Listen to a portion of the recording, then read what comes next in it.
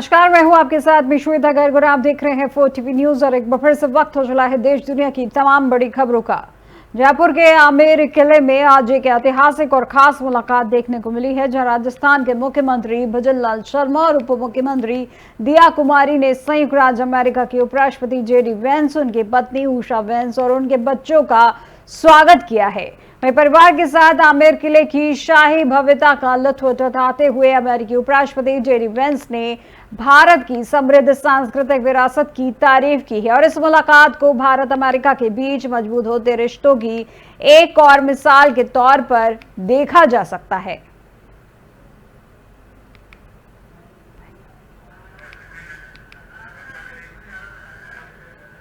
मुंबई से केंद्रीय मंत्री किरेन रिजिजू का एक बड़ा बयान सामने आया है, जिसमें उन्होंने कहा है कि भारत में सबसे ज्यादा वक्फ संपत्तियां हैं, जो करीब 9,72,000 से भी ज्यादा है। लेकिन अफसोस की बात यह है कि इसका सही इस्तेमाल गरीब मुसलमानों के लिए नहीं हो रहा। रिजिजू ने साफ कहा है कि इन संपत्तियों का दुरुपयोग, कब्जा, लूट आज चिंता का विषय बन चुका है। इसलिए सरकार ने भूमि विधेयक में संशोधन किया है ताकि दो अहम उद्देश्यों को पूरा किया जा सके। एक, गरीब मुसलमान को इनका असली लाभ मिले और दूसरा, संपत्तियों की लूट पर रोक लगाई जा सके। और इनके इस बयान को लेकर सियासी हलकों में हलचल मचना तय है। किसी भी देश के लिए सबसे महत्वपूर्ण देश का जमीन होता है और हमारा हिंदुस्तान दुनिया का सबसे ज्यादा जनसंख्या है, देश बड़ा है और इस देश में हर एक इंच जमीन अच्छी तरह से इस्तेमाल होना चाहिए। इसके लिए अच्छा कानून होना चाहिए, सिस्टम अच्छा होना चाहिए और हमारा देश का जमीन हमारा देश के गरीबों के लिए काम आना चाहिए। इसमें कोई विवाद नहीं होना है। दुनिया का सबसे ज्यादा वक्फ प्रॉपर्टी हिंदुस्तान में है। 9,70,000 से भी ज्यादा, 9,72,000 से ज्यादा वक्फ संपत्ति हिंदुस्तान में है। लेकिन हिंदुस्तान के गरीब मुसलमानों के लिए, किसी भी देश के लिए सबसे महत्वपूर्ण देश का। मध्य प्रदेश के दामोद जिले में नोहटा थाना क्षेत्र के एक भीषण सड़क हादसे की खबर सामने आई है और ये हादसा बनवार मार्ग पर सिमरी गांव के पास हुआ है, जहां 8 लोगों की मौके पर ही मौत हो गई। जहां हादसे के बाद इलाके में अफरा तफरी मच गई। वहीं सूचना मिलते ही पुलिस और प्रशासन मौके पर पहुंच गए और हादसे में घायल लोगों को दामोद जिला अस्पताल में भर्ती कराया गया है, जहाँ उनका इलाज जारी है। फिलहाल हादसे की जाँच शुरू कर दी गई है और मृतकों के पहचान की प्रक्रिया भी जारी है।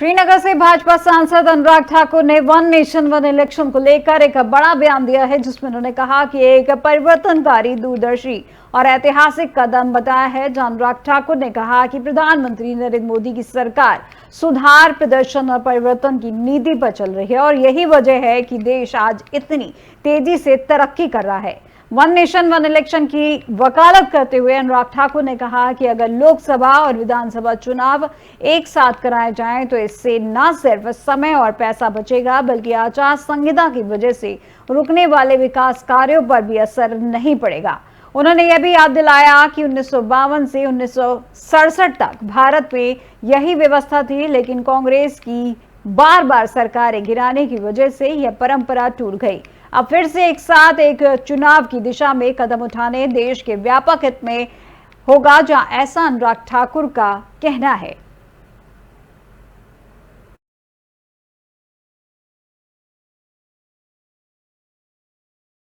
One nation, one election bill is transformative, visionary and historic. और नरेंद्र मोदी जी की सरकार रिफॉर्म, परफॉर्म, ट्रांसफॉर्म, इसमें विश्वास रखती है। और आज अगर देश को विकास इतनी तेजी के साथ बढ़ रहा है, India is the fastest growing economy in the world, it is all because of the initiative of prime minister Modi and his government. One nation one election भी उस दिशा में है। एक देश में अगर एक ही बार विधानसभा, लोकसभा के चुनाव होंगे, समय बचेगा, पैसा बचेगा, मॉडल कोड ऑफ कंडक्ट कम समय लगा रहेगा। 5 साल में एक ही बार चुनाव आपको करने पड़ेंगे, लाखों करोड़ रुपया देश का बचेगा, लगभग 1.5% जीडीपी में ग्रोथ होगी, कंट्रीब्यूशन होगी। और जो हमारे एम्प्लॉयज हैं, टीचर हो, पैरामिलिट्री फोर्सेज हो, गवर्नमेंट एम्प्लॉयज हो। जम्मू कश्मीर के रामबन जिले से आई भूस्खलन की तस्वीरों ने पूरे देश को चिंता में डाल दिया है, जहां हालात बेहद संवेदनशील हैं। लेकिन राज्य सरकार राहत और बचाव कार्यों में पूरी ताकत झोंक चुकी है। जब मुख्यमंत्री उमर अब्दुल्ला ने साफ कहा है कि सबसे पहले प्राथमिकता लोगों की जान बचाने की रही है। उन्होंने सुरक्षित स्थानों पर शिफ्ट किया गया है। अब दूसरी प्राथमिकता है नेशनल हाईवे को दोबारा चालू करना, ताकि राहत सामग्री पहुंचाई जा सके। वह सीएम उमर अब्दुल्ला ने भरोसा जताया है कि अगले 24 घंटे में हाईवे को सिंगल ट्रैक के तौर पर खोल दिया जाएगा। साथ ही उन्होंने केंद्र सरकार से अपेक्षित मदद मिलने की उम्मीद जताई है और केंद्रीय मंत्री नितिन गडकरी को मौके पर लाने का भी प्रयास जारी है।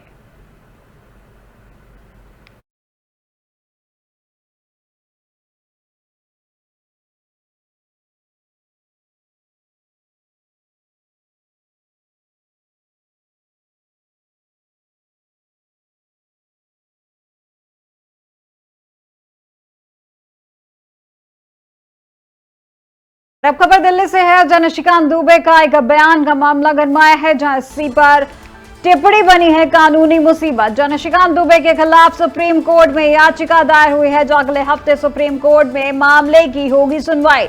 याचिकाकर्ता ने एजी को लिखा है पत्र, जस्टिस गवई ने बेंच ने होगी सुनवाई। इस वक्त की बड़ी खबर आपको दिल्ली से बताई जा रही है, जहां आपको बता दें कि एक बयान के चलते निशिकांत दुबे के एक बयान का मामला गरमाया है, जिसमें सुप्रीम कोर्ट पर टिप्पणी बनी है कानूनी मुसीबत। निशिकांत दुबे के खिलाफ सुप्रीम कोर्ट में याचिका दायर की गई है, जो अगले हफ्ते सुप्रीम कोर्ट में मामले की होगी सुनवाई। याचिकाकर्ता ने एजी को लिखा है पत्र, जस्टिस गवई ने बेंच में होगी सुनवाई।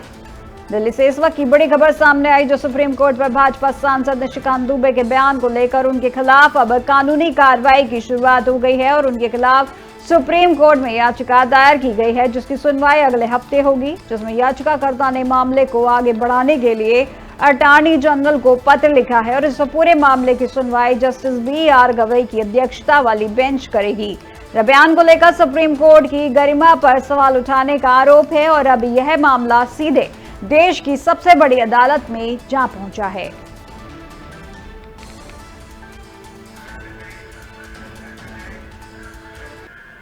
हरियाणा के मुख्यमंत्री नायब सिंह सैनी ने पंचकुला के सुख दर्शनपुर गांव स्थित माधव गौशाला परिसर में श्री राधा कृष्ण मंदिर का उद्घाटन किया और इस मौके पर गांव में धार्मिक उल्लास और भक्ति का वातावरण देखने को मिला है, जहां मुख्यमंत्री ने इस अवसर पर अपने लिए सौभाग्य बताया है और मंदिर निर्माण में योगदान देने वाले सभी लोगों को शुभकामनाएं दी हैं।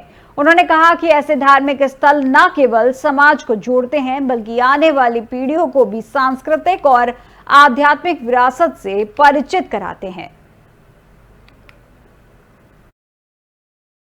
कि माधव गौशाला चैरिटेबल ट्रस्ट में आज इस शुभ अवसर के ऊपर श्री राधा कृष्ण मंदिर का लोकार्पण भी हुआ है। भगवान श्री कृष्ण और राधा आज इस भूमि के ऊपर विराजमान हुए हैं। इसके लिए मैं आप सबको बहुत बहुत बधाई देता हूं, शुभकामनाएं देता हूं।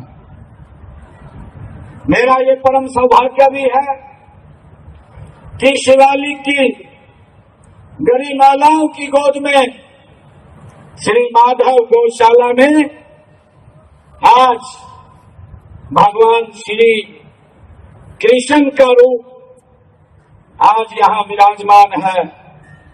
इसके लिए आप सबको बहुत बहुत बधाई। मैं इस अवसर के ऊपर भगवान के माधव गौशाला चैरिटेबल ट्रस्ट में आज इस शुभ अवसर के ऊपर श्री राधा कृष्ण मंदिर का लोकार्पण भी हुआ है। भगवान श्री कृष्ण और राधा आज इस भूमि के ऊपर विराजमान हुए हैं। कर्नाटक के पूर्व डीजीपी ओम प्रकाश की हत्या के मामले में बड़ा खुलासा हुआ है, जब बेंगलुरु के पुलिस कमिश्नर बी दयानंद ने बयान देते हुए कहा कि शिकायत के आधार पर हत्या का मामला दर्ज कर लिया गया है। और कमिश्नर के मुताबिक शिकायतकर्ता ने 2 लोगों में अपनी मां और बहन पर शक जताया था। जांच के बाद अब तक शिकायतकर्ता की मां को गिरफ्तार कर लिया गया है। ये मामला बेंगलुरु में पुलिस महकमे को भी हिला देने वाला है, क्योंकि जिस व्यक्ति की हत्या हुई है वो राज्य के सबसे वरिष्ठ पुलिस अधिकारियों में से एक रह चुके हैं। फिलहाल पुलिस मामले की गहराई से जांच कर रही है और अन्य संभावित पहलुओं की भी जांच की जा रही है।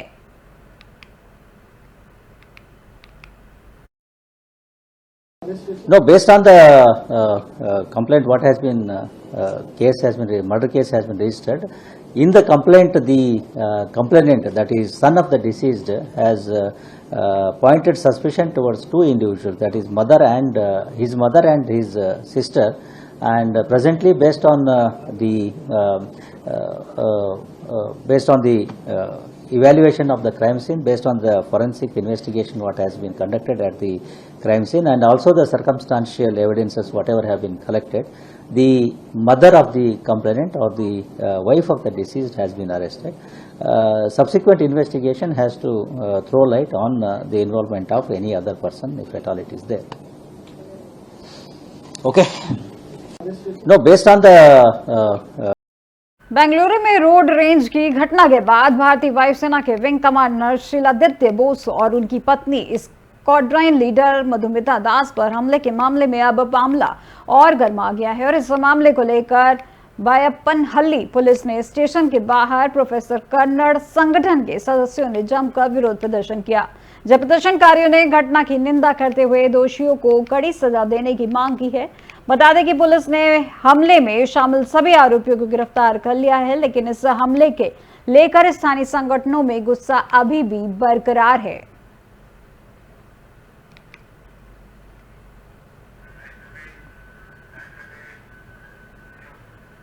अहिल्यानगर जिले के कोपरगांव तालुका से गंभीर मामला सामने आया है, जहां धारण गांव कुंभारी क्षेत्र में गोदावरी नदी से दिन दहाड़े अवैध रूप से रेत निकाली जा रही है, जहां ट्रैक्टर और मशीनों के जरिए बड़े पैमाने पर रेत उत्खनन हो रहा है, जिससे न सिर्फ पर्यावरण को भारी नुकसान हो रहा है बल्कि सरकारी राजस्व की भी भारी हानि हो रही है। और हैरानी की बात यह है कि सब कुछ खुलेआम हो रहा है, फिर भी राजस्व विभाग पूरी तरीके से मूक दर्शक बना हुआ है। जन नागरिकों का आरोप है कि रेत माफियाओं और अधिकारियों के बीच गहरी साठगांठ है, जहां हाल ही में पकड़े गए 2 डंपरों को भी कथित तौर पर आर्थिक समझौते के बाद छोड़ दिया गया है। अब सवाल ये है कि क्या इस लूट को राजनीतिक संरक्षण प्राप्त है या प्रशासन ही खुद इस खेल का हिस्सा बन चुका है।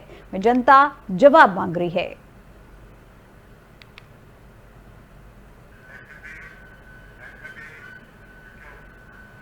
पतंजलि के संस्थापक बाबा रामदेव की ओर से कुछ दिन पहले रूह अफ़ज़ा को लेकर दिए गए बयान पर दिल्ली हाई कोर्ट ने उन्हें जोरदार फटकार लगाई है। जस्टिस अमित बंसल ने मंगलवार को मामले में सुनवाई करते हुए कहा कि इससे अदालत की अंतरात्मा को झटका लगा है, इसे माफ नहीं किया जा सकता। इस मामले में पतंजलि और रामदेव के खिलाफ हमदर्द की ओर से मुकदमा दायर किया गया है। वहीं मामले की सुनवाई के बाद जस्टिस अमित बंसल ने सख्त आदेश देने की चेतावनी दी है।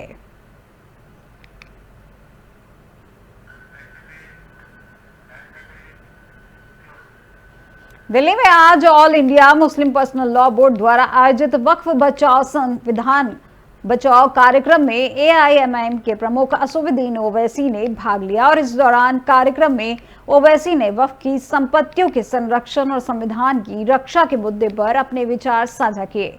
वहां ओवैसी ने वक्फ संपत्तियों को बचाने और संविधान के प्रावधानों को सुरक्षित रखने के लिए सरकारी नीतियों की आलोचना की और मुस्लिम समाज के अधिकारों की रक्षा की आवश्यकता पर बल दिया है।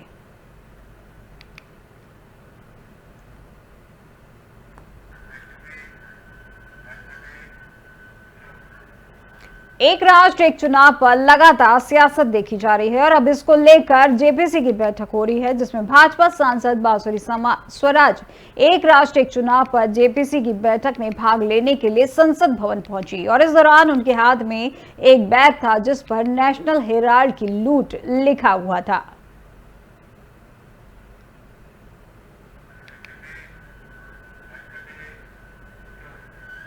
भाजपा सांसद बांसुरी स्वराज के बयान पर कांग्रेस सांसद सुखदेव भगत ने कहा है कि बांसुरी स्वराज पहले ये बताएं कि लूट कहां हुई है। गांधी शब्द से न केवल अंग्रेज डरते थे बल्कि अब भाजपा भी डरी हुई है। जो मामला पहले ही बंद हो चुका है, पहले इस पर भी सभी बातें सामने आ चुकी हैं। कोई मनी ट्रांजैक्शन नहीं हुआ है तो इस प्रकार के आरोप क्यों? मैं समझता हूं कि ये इनका यानी कि भाजपा का मुद्दों से भटकाने के लिए एक कुत्सित प्रयास है और कहीं ना कहीं वे कांग्रेस के साथ साथ गांधी परिवार को बदनाम करना चाहते हैं।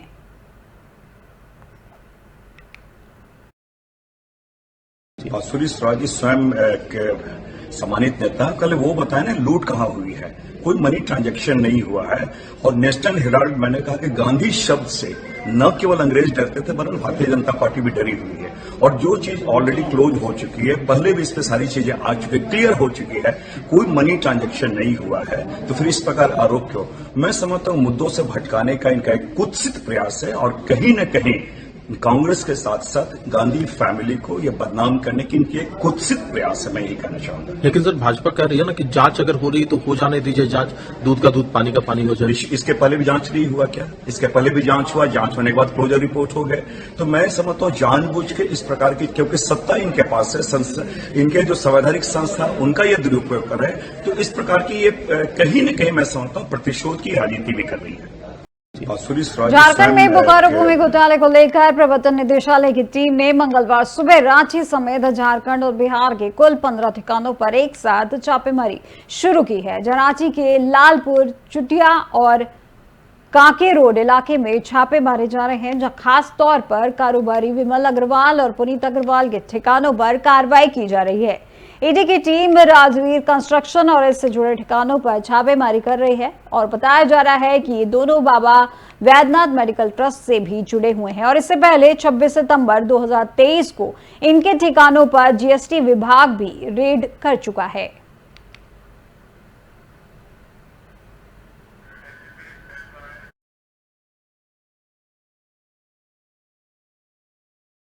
पोप फ्रांसिस के निधन पर केरल सरकार ने गहरा शोक जताया है और 3 दिन का राजकीय शोक का ऐलान किया है। जब 22 और 23 अप्रैल को 2 दिन का शोक मनाया जाएगा, जबकि अंतिम संस्कार वाले दिन 1 और दिन का राजकीय शोक रहेगा। अंतिम संस्कार की तिथि की घोषणा अलग से की जाएगी और इस दौरान सभी सरकारी कार्यक्रमों में सादगी बरती जाएगी और राष्ट्रीय ध्वज आधा झुका रहेगा।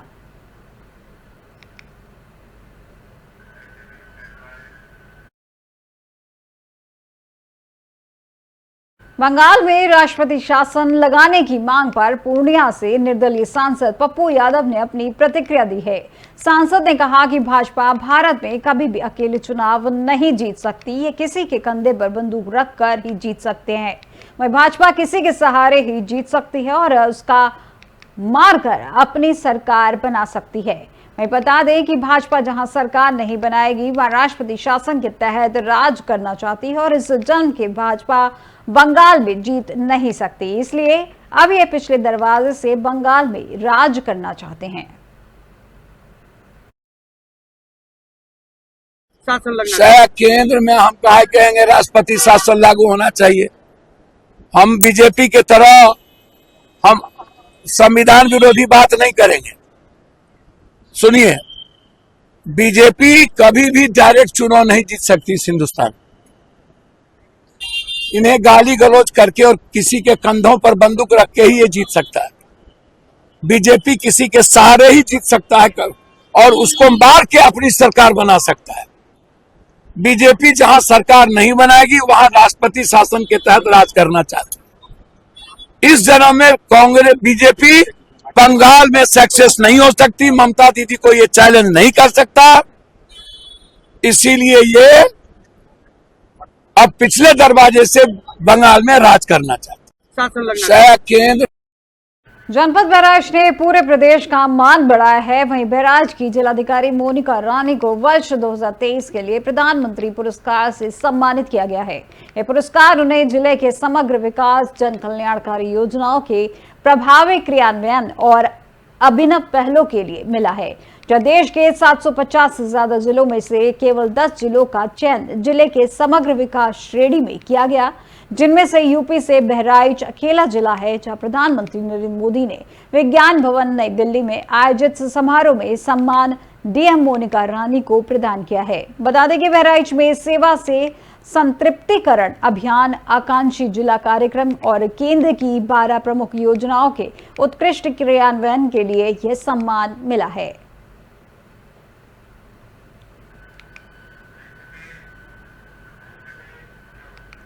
फिल्म निर्देशक अनुराग कश्यप के विवादित बयान पर अभिनेत्री और मॉडल गहना वशिष्ठ ने कड़ी प्रतिक्रिया दी है। जब मुंबई के ओशीवारा पुलिस स्टेशन में गहना वशिष्ठ ने अनुराग कश्यप के खिलाफ लिखित शिकायत देकर एफआईआर दर्ज करने की मांग की है। गहना ने आरोप लगाया है कि अनुराग कश्यप का बयान ब्राह्मण समाज का अपमान है। उन्होंने सवाल उठाया है कि क्या ब्राह्मणों को टॉयलेट समझ रखा है। उन्होंने यह भी कहा कि अगर ये बयान किसी और धर्म को लेकर होता तो अब तक फतवे जारी हो चुके होते। फिल्मों के लिए कुछ भी आप बयान देंगे। इस घटिया आदमी के खिलाफ प्रॉपर एफआईआर दर्ज होनी चाहिए, क्योंकि हमारा संविधान हमें यह अलाउ नहीं करता कि हम किसी भी धर्म प्रजाति के खिलाफ कोई भी स्टेटमेंट दें। और इतना फिल्थी स्टेटमेंट, क्योंकि मैं कुछ समय पहले जेल में थी तो एक टीचर थी जो अरेस्ट हुई थी क्योंकि उन्होंने किसी कास्ट के खिलाफ शायद कुछ कह दिया था। तो क्या संविधान, क्या नियम, क्या रूल रेगुलेशन आम आदमी और डायरेक्टर प्रोड्यूसर के लिए अलग है? नहीं है, राइट? तो इसलिए मैंने इससे रिक्वेस्ट किया कि इस नीच आदमी के खिलाफ प्रॉपर एफआईआर दर्ज हो, इसे घर से उठा के लेके जाया जाए और जेल के अंदर रखा जाए। अब मुझे यकीन है कि मुंबई पुलिस प्रॉपर जस्टिस करेगी और हमें जस्टिस मिलने का हक है। उसकी वजह है, आज अगर एक आदमी ब्राह्मणों के खिलाफ बोल रहा है ना, और अगर आज कुछ नहीं किया गया तो आज 1 से कल 1000 होंगे, कई करोड़ होंगे और पता नहीं कितने लोग खड़े हो जाएंगे, क्योंकि उनको तो लगेगा यार कि आज कुछ भी बोल दो और कल सॉरी कह दो, मजाक बना लिया। देश दुनिया की तमाम बड़ी खबरों में फिलहाल बस इतना ही, और अधिक जानकारी के लिए देखते रहिए 4 TV न्यूज। नमस्कार।